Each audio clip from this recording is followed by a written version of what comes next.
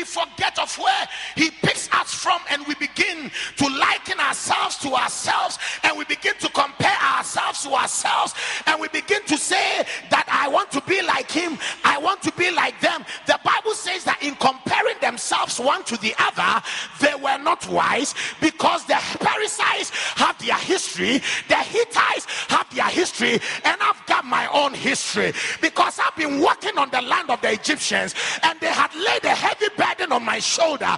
But there was a God that seated in eternity, who spoke volumes of words from the corridors of heaven and said, out of nowhere, I am going to redeem my people, I'm going to deliver my people. And he took me through the Red Sea. He fed me with manna. He let the rocks pour out manna and food and water, and therefore he gave me meat to eat. My story is not the story of the Philistines, and therefore I refuse to be like the Philistines.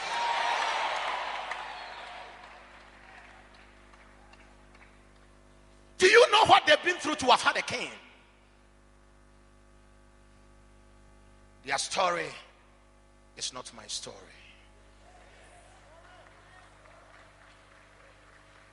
And that is why I don't care what you have, but your story is not my story. And if your story is not my story, your cry will not be my cry. I've got a way of crying. I've got a way of laughter. I've got a way of saying, thank God, that gives me victory through Christ. That's why I always lift up my hands when everything is going negatively, that my God is alive, and faithful is the Lord that said it, who also will do it. I know that my story shall not be your story, because my Redeemer liveth. Unfortunately, they want a king like the other nations, and they pressurize God and pressurize God and pressurize his servant and pressurize the prophet, and the prophet was angry, but God said, don't be angry. If they just need a king, I'll give them a king. And he gives them a king. And the election of King Saul was an election of stature.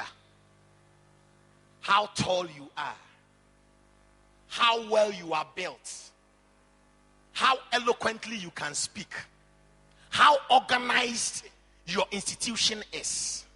So of all the Israelites, Saul was the tallest. And one day when he thought he was going to look for his father's donkeys, little did he know that the Lord has set him up. And many a times, little do you know that in the process of looking for your donkeys, the Lord has set you up. The Lord has set you up for an appointment of destiny. But how can you be a king without your father's donkeys being missing?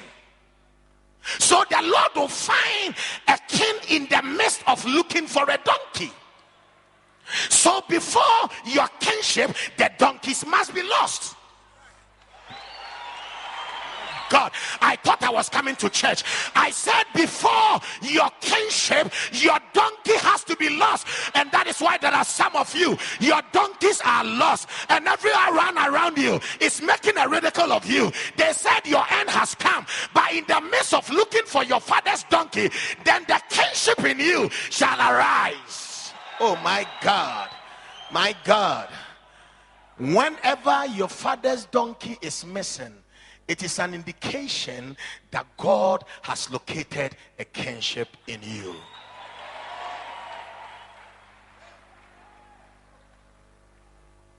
And now, interestingly, when you go home, you can look to it. The difference between Saul and David is what contains the oil. With the ordination of David, the Bible declares that someone took the horn of oil. But with the ordination of Saul, the Bible just said, and Samuel anointed Saul.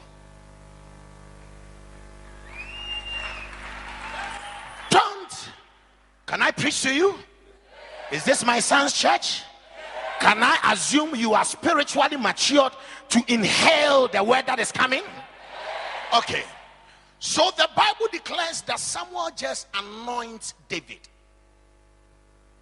Saul, and in less than 30 days, Israel has a king.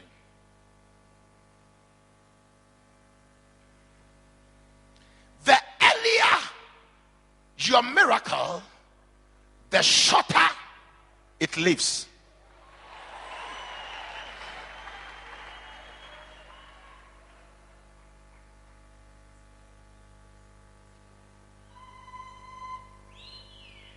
Now, the Bible says that one day, so that's what the Lord says don't do. And God